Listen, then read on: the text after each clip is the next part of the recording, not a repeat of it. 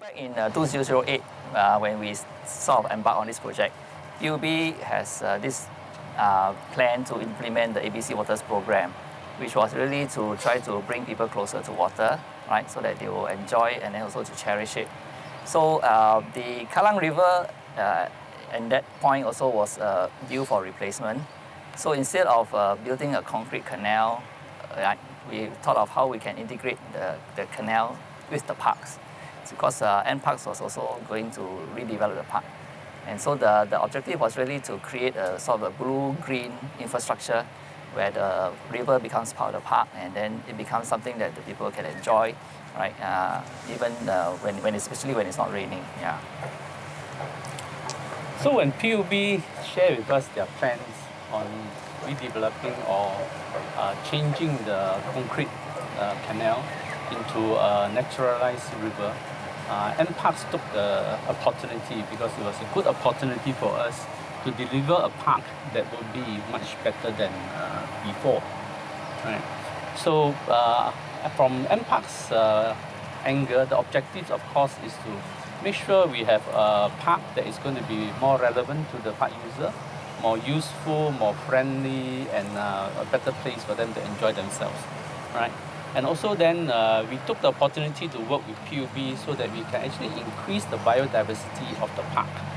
Right? And then I think we did quite well in that aspect.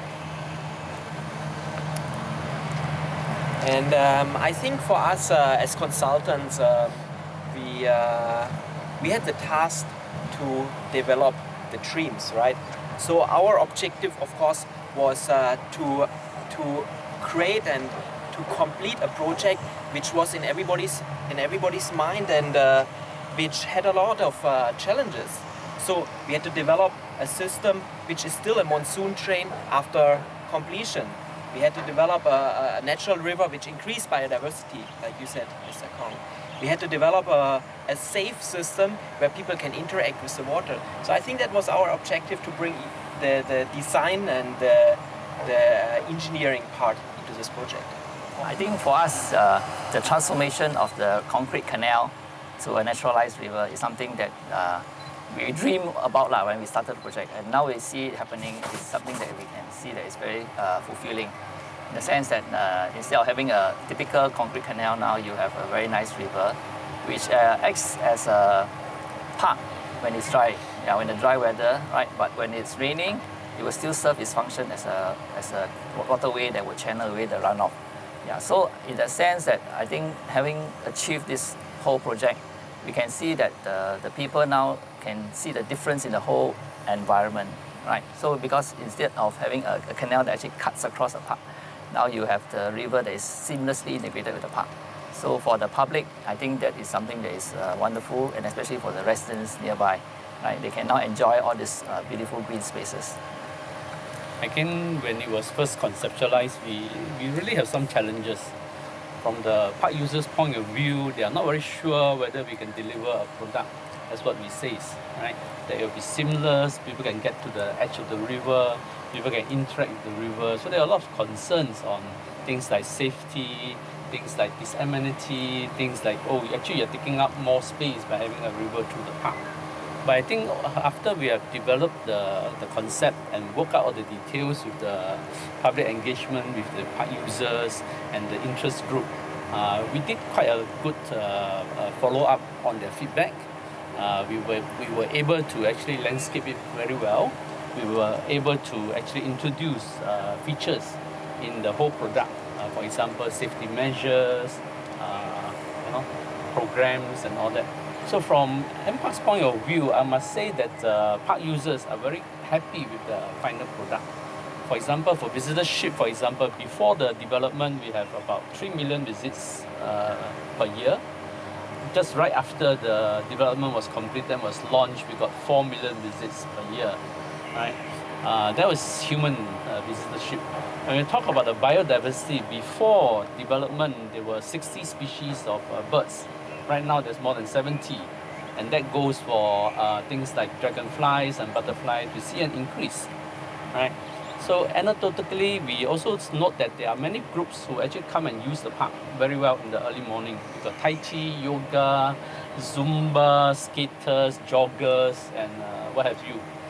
Well, some people tell me it's actually getting a bit crowded, but it's okay. We like our park to be well used. I think the two main discussions which I still remember were safety. It was not clear from the beginning that we don't have a railing, for example. But I think with a compromise, having a safety system, but still have a gentle slope where everybody can walk out, we came across this problem. And the second one was erosion. I still I remember from the beginning that everybody was a bit concerned that erosion will go Marina Bay.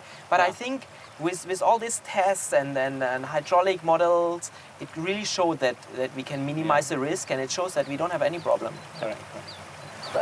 To my mind is that the smartest thing is to keep it natural, right? If you look around the whole park, it is actually well maintained, but at the same time it looks very natural. Right? I think that's the smartest thing that come out from the whole outcome. It is specially engineered to serve its purpose. It is specially landscaped to deliver a certain product, right? But if you look around it, as if our intervention wasn't really that much in it.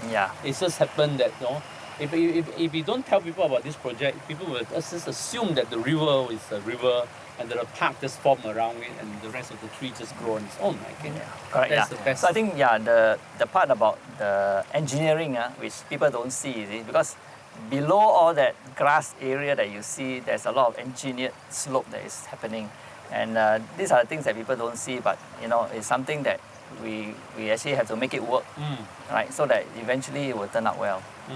I think sometimes it's more difficult for designers and contractors to build nature compared to build an urban park. Correct. So it looks like nature, everything just appears like that. But what you said is heavily engineered. You look at this whole project, actually it encompasses everything. First thing is an innovative way of designing a canal in the way of a natural river, right? Then secondly, it is definitely a communal project, because by creating this whole space now, you have a lot of opportunities for the community, right, to take part and to have their activities here and to congregate, and then also to make this place a more communal kind of living. And the third point was environment, ecological, So, but that was something that we found out after we finished the project, that because we have now this river, there's a lot of water-loving birds, right, that actually come to perch and roost here.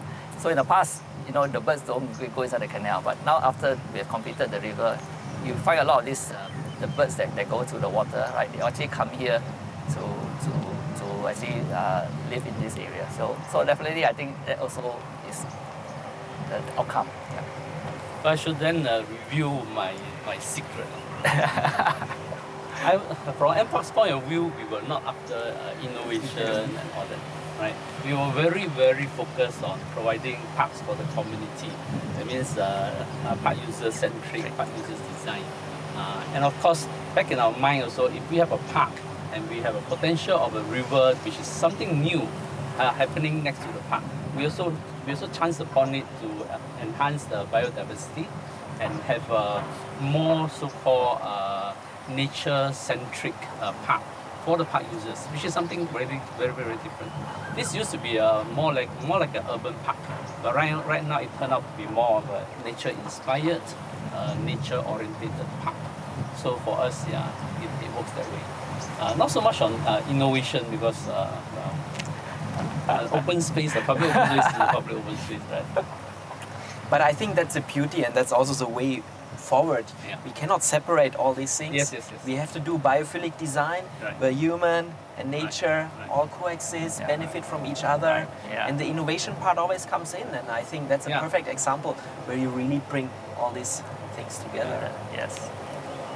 That this new river is still functional as a stormwater drain, is safe, no erosion going down. But then on the environmental and the social aspect, we have a huge benefit. And every time I come here, the nicest thing is if I see kids and families interacting with a waterway which was before not accessible, right?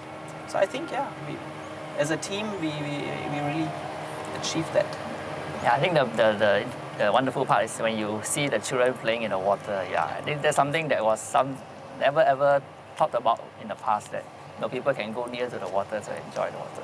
Since it was developed until now, we got more than 80 key events, which include the most recent one, Experience ASEAN, where we have the ASEAN ambassadors and dignitaries coming in just to enjoy the park and then learn about ASEAN culture and all that. And then, of course, during Chinese New Year, we have the Chingay festival, which is just took place behind us. And of course, we also got concerts, runs, and then many other activities. And what is beautiful is that the river becomes a new part to educate Singapore children. There are plenty of schools which are coming here for educational walks. I myself brought a couple of schools in to learn about biodiversity, to talk about water, to talk about the bigger water story. But I also know that NParks is conducting biodiversity tours for residents and schools, right? I think one of my favorite spots is really come down here to the river, bring small kids along, let a boat on a string into the river, catch small fishes with a small net. I think, but there are many, many other nice places where you can really spend the weekends and the afternoons. Yeah, I think also the other thing is the cyclists and the joggers, they love this place now because we also have created specially designed footpath, right? So some places the cyclists can share the path with and in some places they do not share. And that actually enhances the whole experience of the park. So actually, this whole thing didn't happen by chance. Actually, in fact, we designed the spaces for it. I think that's the important part. That actually you have to design the spaces bearing in mind what are the potential users. So that's why, like you said, we actually purposely created like hard platform for people to do their exercises. And then we have that big lawn space for events and all that kind of thing. So in fact, all these things actually have been worked into the design so that we know that we can have all the different groups of people coming here to use. If we have the opportunity, like where you have a sort of like a green space next to a canal, they can be done. Because for this kind of project to function properly, you need that additional space for the river. Yeah. So whenever you have this kind of opportunities, it can definitely be replicated. Yeah. In Singapore context, we're always very scarce of land anyway, right? So, like Guan Sik is trying to say, so long as there's opportunity for us to work with the neighboring parcels and the neighboring projects, then there's synergy, right? Stand alone, you try to make it work in all rivers in Singapore and all canals in Singapore. I don't think that's an easy thing to do. But in other countries where they have equal opportunities and equal drive to get the objectives done, I'm sure it can be replicated anyway. I mean, I think what is important is that's not a beautification project, right? Yeah. And it's also addressing somehow a bit of climate change in terms of water management. And I think more and more, if we look into climate change adaptation projects, where we talk about multifunctional space, I think more and more these projects are important to slow down water, to detain water. I think it's very important, very relevant for the region and for the entire world. Yeah, I think for developing cities, where you can have a greenfield site, there is even more possible. Yeah, it's definitely a possibility. Yeah. And it's a project that works. Yeah. It's not a demonstration. It's not something. Now we know. Now we know. Yeah. I think it was a good partnership between the entire team. And what we felt is that we have fully support from the leadership of PUB and NParks from the beginning. But of course, as a designer, you push for the best design, you get catched by the NParks people, by PUB, and at the end, I think as a team we developed this project together. Yeah. I guess the objectives were quite commonly shared between all of us, right? We want a good product, we want a nice park, a meaningful river that actually works and all that. So, well, there may be differences in the beginning, but I'm sure all those were ironed out, and now we are here. Yeah, and we're still standing next to each other, which shows it worked out. Yeah. So, I mean, in a way, we all agree that we want to do something new, right? So in the sense that we are prepared to try some new things. Yes. So challenge the norm. It's a challenge the norm, and then to push the boundary.